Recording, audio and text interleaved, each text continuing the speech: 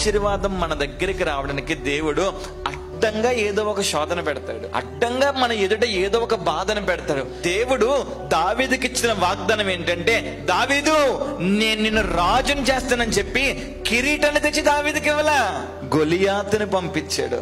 గొలియాతుని జయిస్తేనే కిరీటం వస్తుంది. గొలియాత్ ఏమన్నా చిన్నోడా, 6 మూరల జానుడు కలిగిన ఎత్తైన మనిషి. ఒక్క మనిషిని చూసి సైన్యం అంతా భయపడతా ఉంటే, ఈ ఒక్క చిన్న పిల్లవాడు, మీసాలు కూడా మొలవలేనివాడు ఈ వ్యక్తిని చూసి భయపడలేదు. ఎందుకంటే శోధన వచ్చినప్పుడు ఆ శోధనని మనం ధైర్యంగా గనక ఎదుర్కొంటే మన పక్షాన యుద్ధం చేసేది. రాజు కావాలంటే గొలియాతు అడ్డంగా ఉన్నాడు, కానీ దావీదుకు నమ్మకం ఏంటంటే, గొలియాతు అడ్డంగా ఉన్నా దేవుడు నాకు సహాయం చేసి నాకు పెట్టాల్సిన కిరీటాన్ని ఆయన పెడతాడు. ఇది నీ జీవితంలో ఇంకా ఆశీర్వాదం రాలేదు అంటే నీకేదో అడ్డుగా ఉంది. దాని అర్థము అది నిన్ను అడ్డుపడుతుందని కాదు, నువ్వు దాన్ని దాటుకోగలిగితే నీ తల మీద స్వర్ణ కిరీటాన్ని దేవుడు పెడతాడు.